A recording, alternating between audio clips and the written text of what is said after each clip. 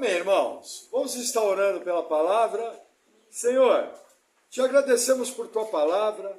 Pedimos em nome de Jesus que o Senhor venha com a tua graça, que o Senhor venha com o teu poder, edificando tua igreja. Em nome de Jesus. Amém. Amém, irmãos? Hoje nós estamos abrindo uma nova frente de exposição. Agora, durante o mês de março, nós vamos estar estudando 4 dos mais importantes profetas menores. Quem são eles? Naum, Sofonias, Abacuque e Obadias. Uma coisa importante saber, por que eles são chamados profetas menores? Eles são ao todo 12 livros. E todos eles juntos não chega a 1/3 do trabalho do profeta Isaías. Então eles são chamados de profetas menores por causa da extensão dos seus escritos. Não porque eles são menos importantes. Para vocês terem uma ideia, na Bíblia hebraica, eles formam um único livro. São colocados todos juntos. Qual é a importância desses profetas? A atuação deles vai aproximadamente entre o ano 650 a.C. e o ano 580 a.C. Eles vão estar pegando uma época importante da história, o fim do Império Assírio, o começo do Império Babilônico, a queda de Jerusalém, o exílio, a fuga da Judéia. O que eles vão nos ensinar principalmente? O mover de Deus nas nações, mostrando a mão poderosa de Deus, controlando as nações. É muito interessante porque a Bíblia nos ensina que o coração do rei está nas mãos do Senhor. Porém, o Senhor age na história de uma maneira interessante. Por exemplo, no caso de Jesus Cristo, o Novo Testamento nos ensina que Herodes, Caifás, Pilatos e o Sinédrio quiseram matar Jesus. Era a vontade objetiva deles. Pilatos, por exemplo, tinha poder para que a morte de Jesus não acontecesse. Só que a mesma Bíblia que afirma que esses homens eram responsáveis, ela afirma que eles, sem saber, estavam realizando a perfeita, agradável e boa vontade do Senhor. Da mesma maneira, as nações. Nós vemos textos na Bíblia que são muito interessantes, onde Deus fala, olha, colocarei anzóis nos seus queixos e vos trarei. Existem textos que Deus fala, olha, eu vou trazer sobre essa cidade o mal. Eu vou colocar o inimigo às portas. Deus, ele não é autor do mal. Mas para cumprir os seus propósitos, Deus usa a maldade humana. Só que ele faz de uma forma onde o ser humano é responsável. Por quê? Uma das maneiras que a Bíblia explica é o seguinte: Deus entrega o homem ao seu próprio desejo.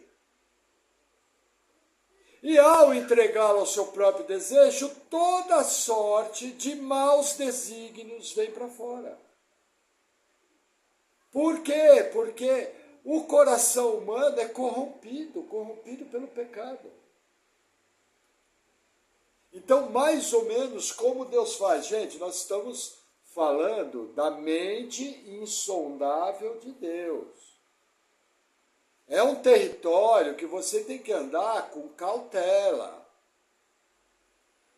Isso que eu estou expondo para os irmãos são indícios. Mas nós percebemos claramente que Deus entrega o homem ao próprio desejo. E aí o desejo do homem aflora. E o homem realiza tudo aquilo que está no coração dele. Por isso que o homem é responsável. Porém, esse homem responsável está cumprindo a vontade do Senhor. Quando nós falamos em soberania, uma das palavras que melhor expressa a soberania de Deus é o chamado controle. Esse ano aqui, nos nossos cultos de quarta-feira, nós vamos estar falando sobre a providência de Deus, sobre os decretos de Deus, sobre a profecia que nos é dada pela palavra. Veja, o único livro sagrado, o único livro religioso da humanidade que tem profecia é a Bíblia. Não apenas isso, tem profecia cumprida. A Bíblia coloca sua veracidade à prova, nos dizendo antes o que vai acontecer, antes do fato acontecer. E o livro do profeta Naum é um desses livros que nos avisa o que vai acontecer. Naum escreveu seu livro entre 663 e 612. Como eu sei isso? O livro fala da destruição da cidade de Tebas, no Egito, uma das capitais do Egito. Essa destruição aconteceu em 663. Então o livro tem que ter sido escrito após a destruição de Tebas, ou a cidade de Noamon, que é o outro nome de Tebas. Hoje você pode pegar um avião, você pode pegar uma agência de turismo e visitar as maravilhas arqueológicas da cidade de Tebas. Está lá. Mais conhecida como cidade de Karnak, por causa dos seus templos, dos seus deuses. Agora, o livro de Naum fala da destruição dessa cidade, então ele foi escrito depois. Mas o livro de Naum profetiza uma das coisas mais espantosas da história do Antigo Testamento, que é a queda de Nínive. Irmãos, Nínive era uma cidade fortificada, impossível de ser tomada. O Império Babilônico, que nessa época está em formação, faz uma campanha militar enorme e não consegue tomar Nínive. Para vocês terem uma ideia, Nínive tinha mais de 1.800 torres de defesa. Os muros da cidade se erguiam por 30 metros. Não faltava água em Nínive. Por quê? Porque Nínive foi edificada à beira do rio Tigre e de mais 2 rios.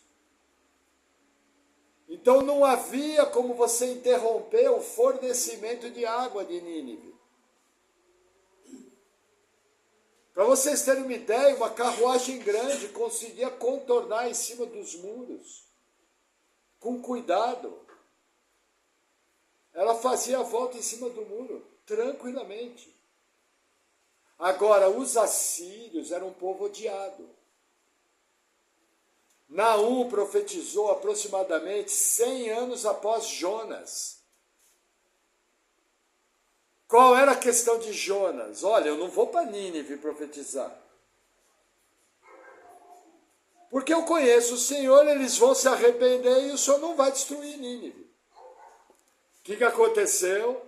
Jonas foi lá, vomitado por um peixe, profetizou em Nínive, a cidade se arrependeu e Deus não destruiu.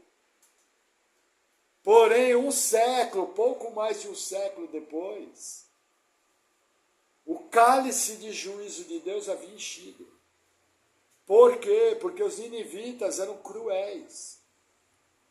Os ninivitas, para vocês terem uma ideia, aproximadamente 70 anos antes da época da profecia de Naum, eles marcharam sobre a terra prometida.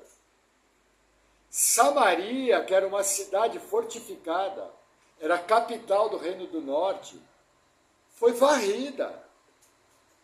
A população toda foi retirada.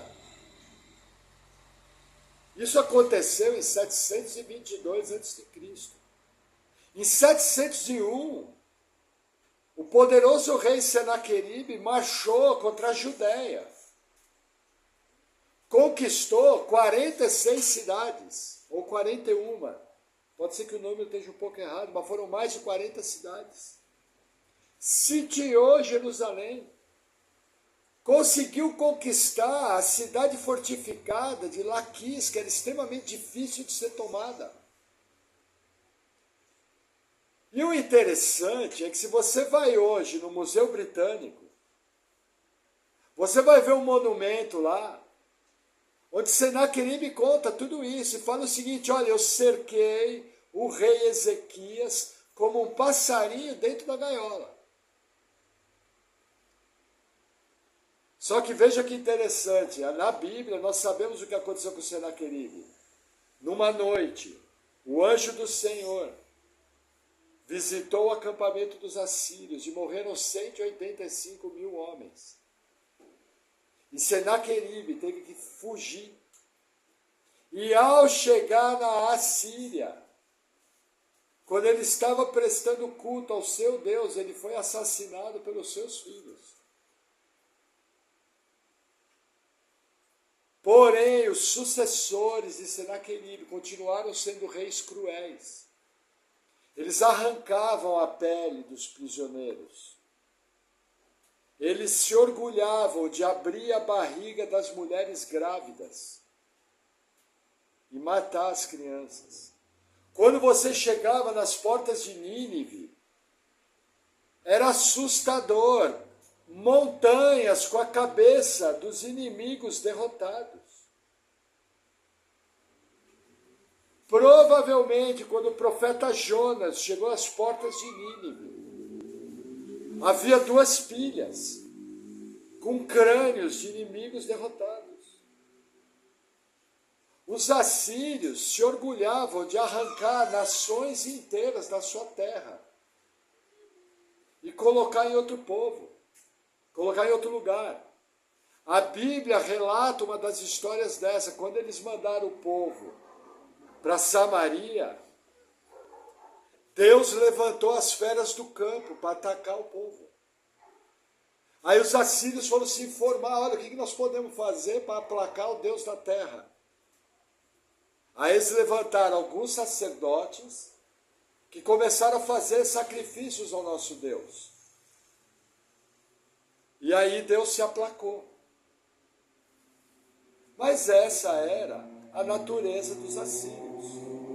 E veja que interessante, nós estamos falando de um povo que Gênesis 10 nos conta que a cidade de Nínive foi fundada por um camarada chamado Nimrod. Nimrod foi um dos maiores guerreiros da antiguidade. Nimrod foi fundador de Nínive, foi fundador de Babel, foi fundador da grande cidade de Calá, que alguns historiadores dizem que era mais poderosa do que Nínive. E a vida de Nimrod era viajar pelas terras do Oriente Médio, da Mesopotâmia, e fazer cidades inteiras escravas. Nós temos que entender que a origem daqueles impérios não é como hoje, um país. Eram as chamadas cidades-estado. Então a grandeza da Assíria começou na cidade-estado de Nínive. Nínive começou a ficar tão forte que veio a se transformar num dos maiores impérios da história humana, o Império Assírio. Da mesma maneira, Babel se tornou a cidade de Babilônia. Os babilônios tiveram o primeiro império, muito poderoso. O que aconteceu? Os assírios vieram derrotar os babilônios e tomaram a cidade de Babilônia. Só que o que acontece? Um rei é levantado, chamado Nabopolassar. Pai de quem? O personagem bíblico, Nabucodonosor II. E esses dois homens é que vão ser usados por Deus para destruir o poderoso Império Assírio. Agora, a profecia de que tudo isso ia acontecer veio bem antes, porque Nínive caiu em 612. E Naum profetizou bem antes. O mais legal é que a Bíblia não precisa ser defendida, irmãos. Ela coloca a sua credibilidade à prova. E para a pessoa dizer que a Bíblia é mentira, ela vai ter que mentir. Porque é inegável que tudo foi escrito antes e que se cumpriu. O que nós vamos aprender nesses livros? Nós vamos aprender que por mais poderoso que seja o império humano, ele não dá conta do poder de Deus. Nós servimos um Deus que tudo que Ele quer, Ele faz. Tudo. É muito importante você entender isso. Quanto antes você vai entender isso, melhor você vai lidar com as frustrações da sua vida. Porque nós pedimos milhares de coisas a Deus. E glórias a Ele que Ele não atende todos os nossos pedidos. Senão, nós estávamos perdidos. Já pensou esse coração corrompido nosso, pedindo tudo que a gente quer? Tudo que nós queremos? Se Deus desse, nós estávamos perdidos. Então, ao ver o mover de Deus nas ações, isso consola o meu coração. E você muitas vezes pode orar assim: Senhor, olha, eu não entendo, Senhor. Eu não sei o que está acontecendo. Mas eu sei que o Senhor é bom. Eu sei que se não aconteceu é porque não está de acordo com a tua boa vontade. Então, Senhor, me ajuda. O Senhor sabe que eu sou limitado. O Senhor sabe que eu não tenho resposta para tudo. O Senhor sabe que eu fico ansioso. O Senhor sabe que eu sou caprichoso, eu quero ver as coisas acontecerem à minha maneira. Então me ajuda, Senhor. E aí você descansa. E muitas vezes você compreende que era o melhor que tinha que acontecer. Livros como esse fazem com que o crente cresça em fé, cresça em confiança.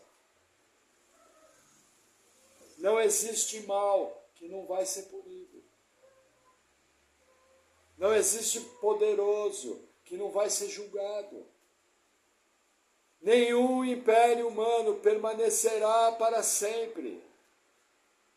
Quando nós vemos a figura dos impérios humanos, lá do livro do profeta Daniel, a estátua que Nabucodonosor, maravilhado, sonhou. Num determinado momento do sonho, aquele sonho foi uma revelação de Deus. Veio uma pedra que esmiuça aos pés da estátua, destruindo toda a estátua, nos mostrando que o reino do nosso Deus, o reino de Cristo, é o que vai permanecer para todo sempre. Podemos até ter uma visão um pouco diferente de como funciona esse reino, de quando acontece, isso é normal. Agora, todo mundo vai concordar que o eterno reinará para sempre. Jesus Cristo, nosso Deus, reinará para sempre. Amém? Então, irmãos, descanse. Seu papel é servir o Senhor. Seu papel é confiar. Seu papel é fazer a obra. Seu papel é levar uma vida consagrada. Com confiança de que você serve um Deus todo-poderoso. Um Deus bom. E tudo, absolutamente tudo, está debaixo do controle dele. Amém? Então vamos à nossa palavra. Livro de Naum. Até eu abri errado. Livro do profeta Naum, capítulo 1, diz assim: Peso de Nínive. Livro da visão de Naum, o Eucosita. Irmãos, o que é a palavra peso? A melhor definição da palavra peso é sentença. O que está sendo dado aqui? Uma sentença contra Nínive. Para quem está sendo dada essa sentença? Para um camarada, irmão nosso, chamado Naum, profeta do Senhor. Da onde que é esse Naum? Nós sabemos que ele é desse lugar aqui. Ele é Eucosita, ele é da cidade de Eucoa. Só que existe um problema aqui. Nós não sabemos aonde fica a cidade de Eucoa. Nós não temos mais nenhuma informação sobre Naum. Nós sabemos que ele é profeta e que veio dessa cidade. A melhor pista que tem é uma das cidades conhecidas nossas do Novo Testamento, que é a cidade de Cafarnaum, que quer dizer cidade de Naum. Então, alguns historiadores não podem provar, mas imaginam que a cidade de Cafarnaum recebeu esse nome por causa do seu ilustre profeta e passou a ser conhecido. Entendeu? Agora nós não sabemos mais nada. Agora que nós sabemos que para esse desconhecido, como eu, como você, o Senhor revelou a sentença contra a cidade de Nínive. E é interessante, porque essa profecia é dada contra um povo estrangeiro. Mas as consequências dessa profecia vão beneficiar o povo de Deus. Porque, para vocês terem uma ideia, o rei Manassés foi um dos reis que mais sofreu na mão dos assírios. Ele, inclusive, foi preso e ficou preso na cidade de Babilônia, quando ela estava em poder dos assírios. Porém, ele veio a se arrepender, se apegou ao Senhor, foi resgatado e foi restituído ao trono.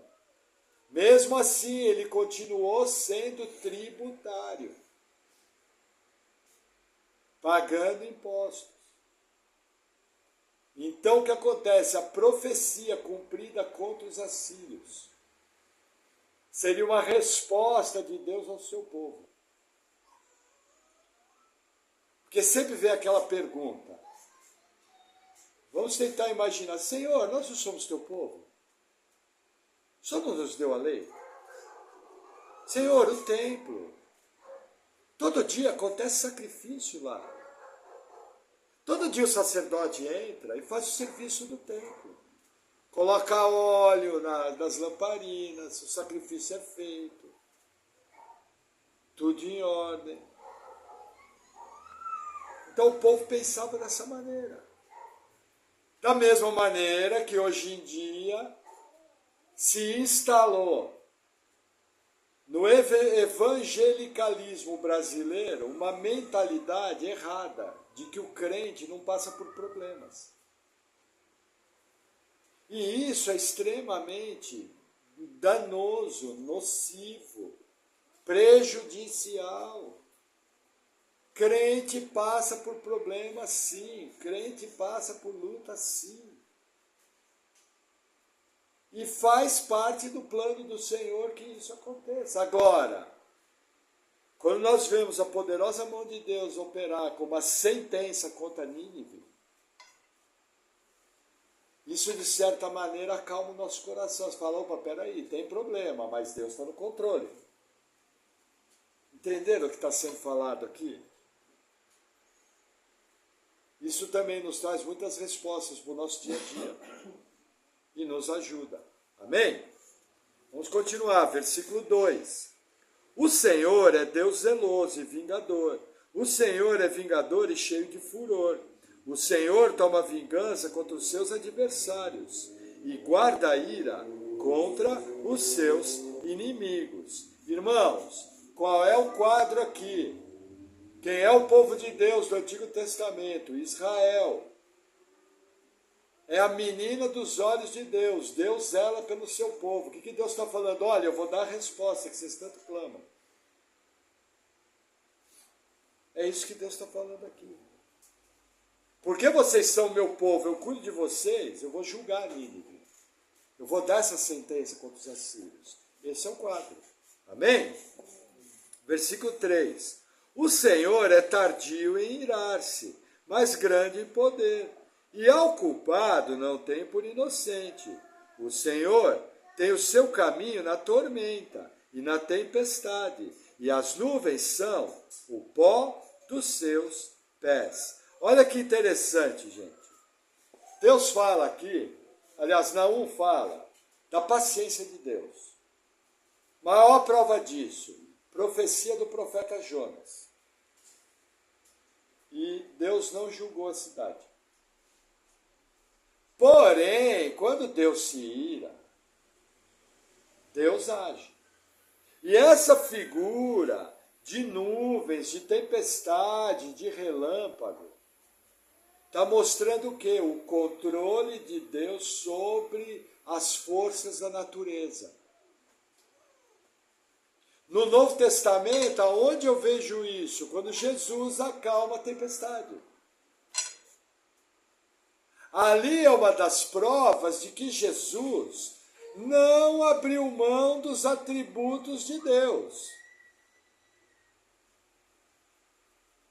Por que isso é importante? Porque tem igreja que diz que o esvaziamento de Jesus, ele abriu mão de tudo. Não, ele abriu mão da forma que ele tinha como Deus. Uma das provas que ele conservou seus atributos e aqui na terra agiu pelo poder do Espírito Santo é que ele acalmou a tempestade. Mostrando que Jesus é uma das pessoas da Trindade.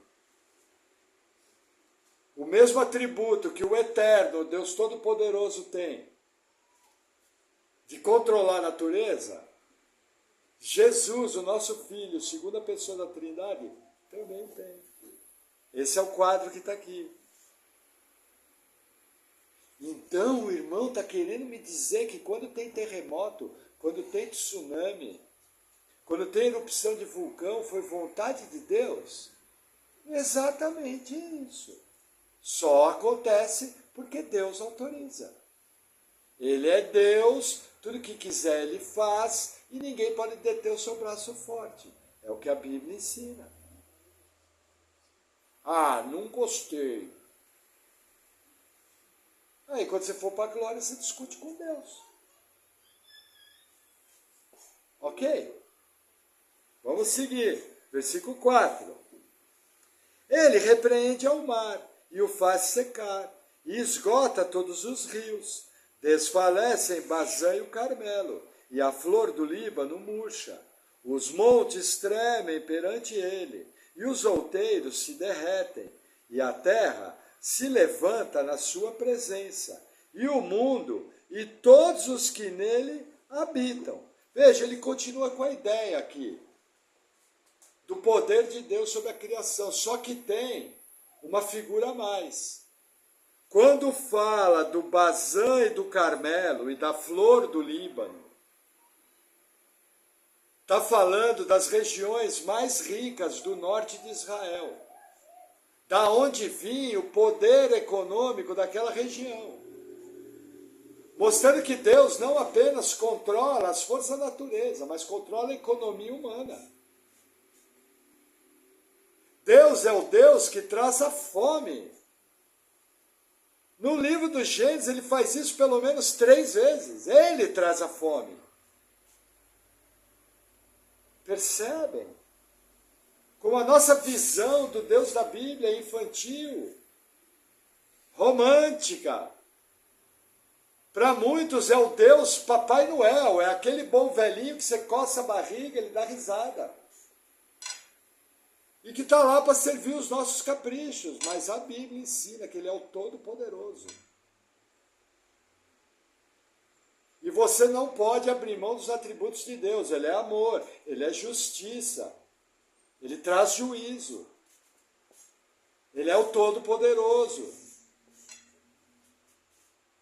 Um atributo não anula o outro. Mas isso nos ajuda a compreender. Irmãos, isso daqui explica muita coisa que acontece hoje. Porque o que se vende nas igrejas brasileiras é um evangelho que não revela a verdade bíblica de um Deus que controla, de um Deus que faz. Porque quando nós compreendemos a verdade bíblica, a melhor coisa é falar, ó Senhor, não entendi nada. Mas tu és Deus. Irmãos, não quebre a sua cabeça com aquilo que você não pode. É a mente insondável do Senhor. Amém? Vamos avançar mais um pouquinho, versículo 6. Tomar um gole de água. Já vi que eu vou gostar de expor na 1. Glória a Deus. Versículo 6. Quem parará diante do seu furor? E quem persistirá diante do ardor da sua ira? A sua cólera se derramou como um fogo, e as rochas foram por ele derrubadas. O Senhor é bom, ele serve de fortaleza no dia da angústia, e conhece os que confiam nele. Olha que interessante esses dois versículos. O que está nos ensinando aqui? Dois atributos de Deus. Mais atributos, amor, a bondade, a confiabilidade, a ira, o juízo. Eu tenho que lembrar o seguinte, essas figuras de ira são figuras que a Bíblia usa para nós entendermos. Isso aqui é uma figura humana. Entendeu? Isso aqui é uma linguagem figurativa. Quando você vê o braço de Deus. Entendeu? Irmãos, Deus é espírito. Mas quando fala o braço, o que você pensa? O braço do soberano. Quando fala da ira, por exemplo, saiu fumaça do seu nariz. É uma figura. É poesia hebraica. Nós não sabemos como funciona isso, mas nós sabemos que ele julga. E nós sabemos que em linguagem humana, ele fica irado. Porém, ele conhece os seus.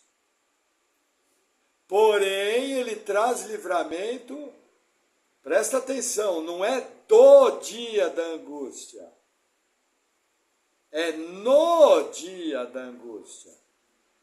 Eu pergunto,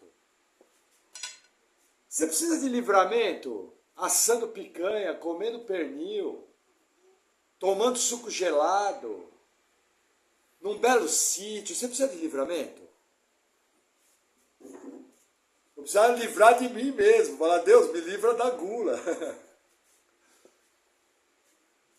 Agora, do dia da angústia, você precisa de livramento. Entendeu? Só que quando você passa pelo livramento, quando está passando pelo problema, assim que você passa pelo problema, você amadureceu. E ao amadurecer, você conhece Deus de uma maneira nova. Que você, antes do problema e da tribulação, você não conhecia. Entende como Deus trabalha? É assim. Então, no problema, a melhor pergunta é, Senhor, por quê? Senhor, me ajuda, eu não estou entendendo, mas eu quero dar a resposta certa. Eu quero agir de maneira correta. Porque eu confio no Senhor. Essa é a oração certa. Amém? Vamos avançar mais um pouquinho. Versículo 8.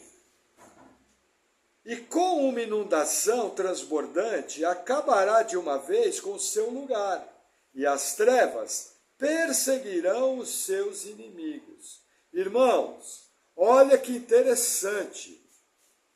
Nínive era intransponível. Nínive tinha suprimento de água, correto? Sabe o que Deus fez para Nínive cair? Trouxe uma cheia do rio Tigre. E a cheia foi tão violenta que derrubou os muros e destruiu o palácio do rei. Os arqueólogos, que Nínive é interessante. Nínive foi destruída em 612 e só foi encontrada, se eu não me engano, em 1842. Só que quando eles desenterraram a cidade, eles viram o muro destruído e o palácio destruído, como por uma enchente, confirmando as palavras de Naum. Deus não apenas diz que vai destruir, ele diz a forma que ele vai destruir. Por quê? Porque o exército babilônico estava cercando a cidade, mas não havia forma de entrar. Agora você imagina o caos. E como a mão de Deus pesou, tenta imaginar o quadro. A maior máquina de guerra da época que tinha sido montada, que é o exército babilônico, chefiado por Nabucodonosor II, que era um excelente estrategista, um homem de muitas capacidades, sitiando a cidade. De repente veio uma enchente tal que o muro intransponível cai, e que o palácio do rei é destruído. O que tinha dentro do palácio do rei? Comida! No mundo antigo, a comida era armazenada nos palácios. Qual era a profissão de Neemias? Copeiro do rei. O que faz o copeiro? Cuida da comida. Deus arrancou com raiz e tudo, Nínive. E o livro de Naum, espetacularmente, mostra a forma que a queda da cidade aconteceu. É para glorificar ou não é para glorificar um Deus desse, gente? Gente, é apaixonante, isso mexe com o nosso coração. Irmãos, e quando você vê um fato como esse acontecer, seu coração não se enche de júbilo. Conversa com o Senhor, fala, Senhor, eu acho que tem alguma coisa errada com a minha fé. Eu sou muito apático. Deus está operando maravilhas na história e eu não mexo uma palha no meu coração. Eu tenho uma fé fria. Me falta fervor. Irmãos, eu tenho que se alegrar quando eu vejo isso. Meu coração tem que ferver. Tem que se apaixonar, eu tenho que ser intenso. Olha o que Deus faz. Pega a principal cidade da época e arrebenta como? Uma chuvinha. Irmãos, entendem o que eu estou falando? Não deixe os atrativos do mundo, não deixe os problemas dessa vida, não deixe a sua natureza pecaminosa esfriar a sua fé. Andar com Deus é a maior aventura que você pode viver na sua vida. Aventura, aventura! Espere surpresas da parte de Deus. Quer ficar sabendo uma surpresa da parte de Deus? O dia que você e eu, rebelde, foi salvo. Maior surpresa do que essa não tem. Porque eita povinho duro e rebelde a Deus. Amém. Pô, gente. Ninguém prestava aqui, com todo respeito. Percebem? Mas busque isso do Senhor. Se você está com um problema no seu fervor. Gente, não estou falando para você ser aquele tipo de crente amalucado. Porque tem crente que dá amém até para o diabo. Não é isso que eu estou falando. Não seja tolo. Estou falando de fervor, estou falando de coração apaixonado. Estou falando de um coração que tem expectativa naquilo que Deus faz. Isso faz parte do nosso dia a dia. Tem gente que misericórdia, o cara vai no médico. Vê o diagnóstico de uma doença, ele já compra o plano funerário.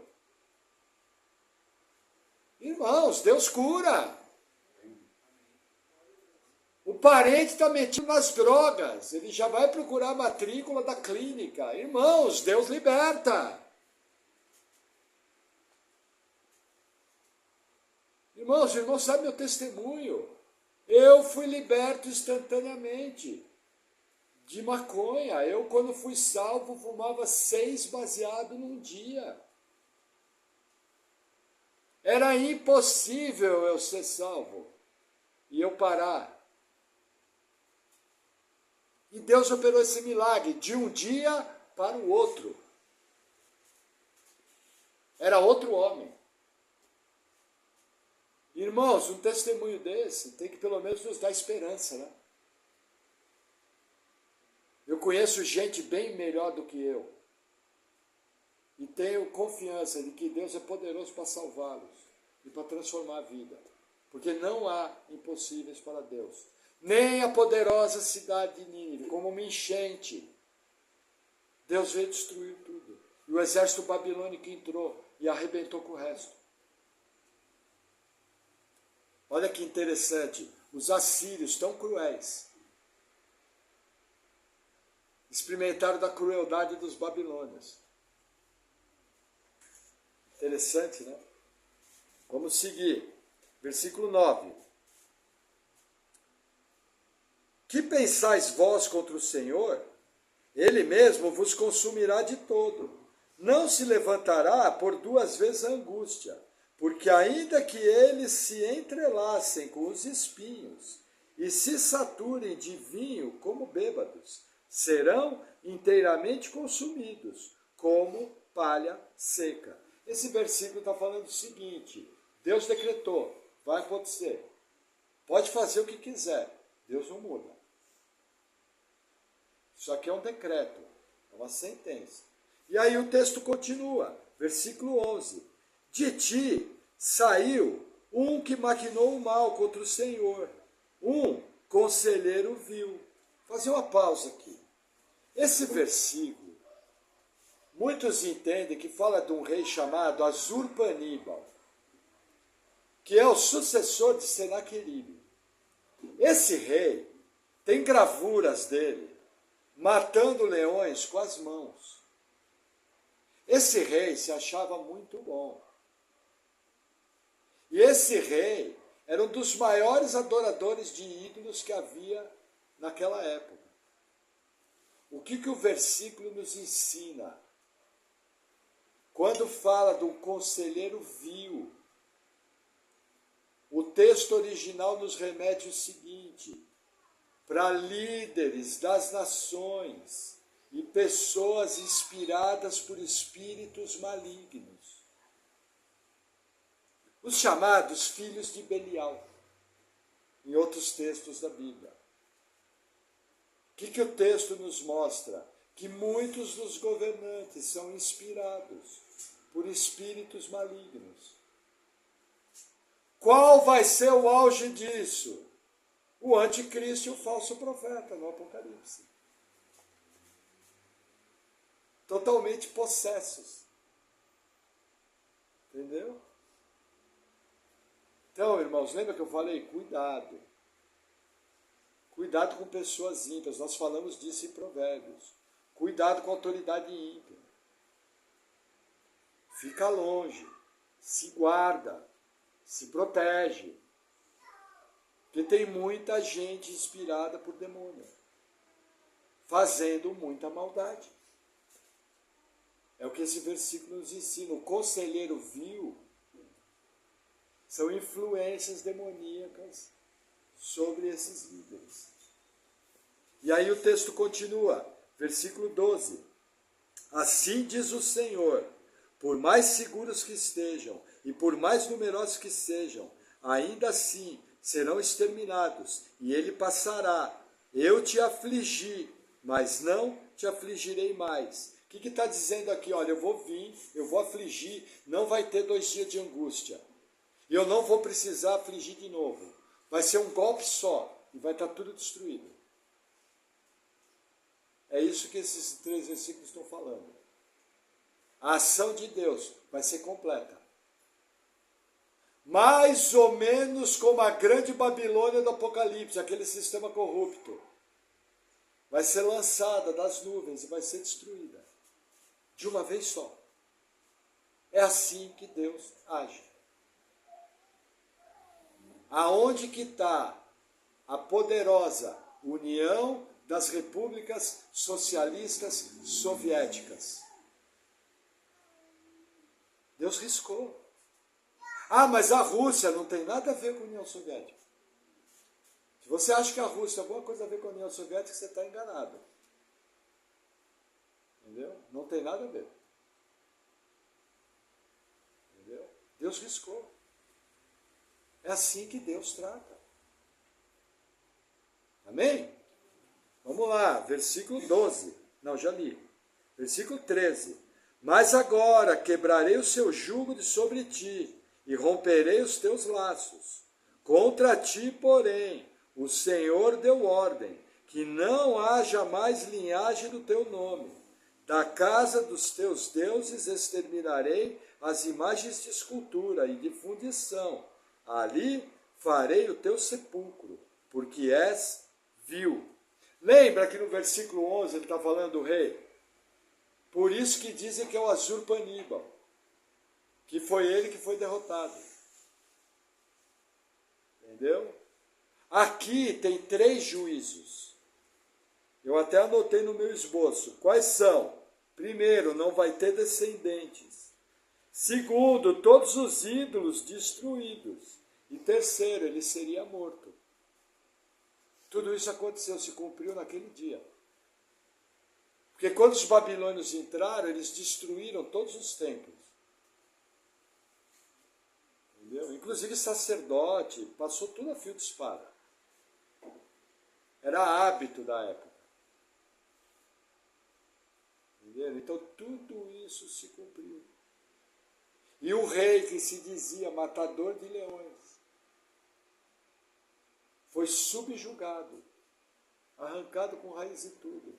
Não ficou. Irmãos, acabou. Acabou a Síria. Acabou, não teve mais. Nada. Deus arrancou com raiz e tudo. Arrancou. Para vocês terem uma ideia, por 2500 anos, não se sabia nem aonde era a cidade. Nem isso se sabia. Percebe o que Deus fez? E aí, para encerrar o capítulo, versículo 15. Eis sobre os montes os pés do que traz as boas novas, do que anuncia a paz. Celebra as tuas festas, ó Judá. Cumpre os teus votos, porque o ímpio não tornará mais a passar por ti. Ele é inteiramente exterminado. Irmãos, aqui tem uma figura dos montes. Aqui tem uma figura de boas novas. Boas novas aqui não é o Evangelho. Boas novas aqui o que é? Esse império maldito que está te subjugando vai ser destruído. E o jugo vai ser removido do seu pescoço. E vocês vão ver a poderosa mão do Todo-Poderoso julgar o povo que estava te oprimindo. Boas novas é mostrar que Deus agiu. Boas novas é mostrar que Deus trouxe juízo. Boas novas é falar que Deus conhece os que são seus. Essa é uma das coisas que nós nunca podemos nos esquecer. Qual é o meu problema com essas pessoas que no evangelicalismo brasileiro ficam correndo atrás de profetada, correndo atrás de uma palavra do Senhor? Irmãos, quer correr atrás de uma palavra do Senhor? Estude a Bíblia. Ah, então o irmão está dizendo que não crê em dons? Espera lá, não falei isso. Mas eu estou dizendo, veja, irmão, se Deus quiser agir, Ele é soberano, Ele o faz. Ele é Deus. Mas concorda que se Ele o fizer, vai ser de maneira bíblica? Concorda que eu não sou obrigado a dizer que foi Deus?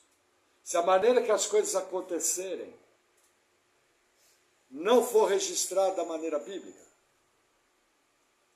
Concorda que Deus é um Deus de ordem? Concorda que Deus não é Deus de confusão? Então, muitas coisas que nós vemos por aí que dizem que foi Deus, nada mais é que um caos. Mas o que eu estou dizendo aqui é que existem pessoas que esquecem versículos como esse e acham que Deus é um enorme cartomante. E só falta colocar uma bola de cristal. Entendeu, irmãos? Para com isso.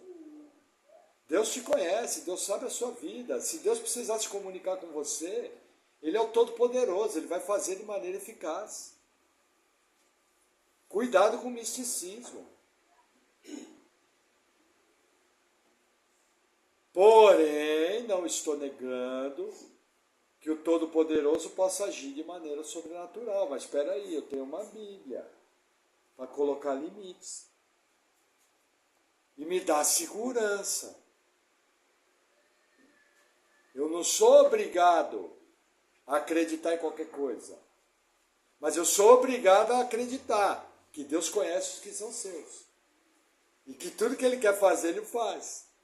E que Ele me conhece pelo nome. E que Ele escreveu a minha vida. E tudo que Ele escreveu ao meu respeito vai se cumprir 100%. Amém, irmãos, Deus é bom. Se Ele é bom, o que Ele escreveu a meu respeito é bom. É ou não é? Nossa, pastor, mas minha conta de luz está atrasada faz 10 dias. É bom, que aí você vai aprender a administrar melhor o seu dinheiro. Lógico, eu não estou sendo simplista, né, irmão? Às vezes a gente tem dificuldade financeira, não é só por isso, né? Entende, irmãos? Capítulos como esse alegram o nosso coração. Capítulos como esse nos dão confiança. Capítulos como esse é um incentivo a confiar em Deus quando o dia mal chega. Está com problema? Peça oração dos irmãos. Está sem entender? Peça sabedoria a Deus. Mas confie. Deus é bom.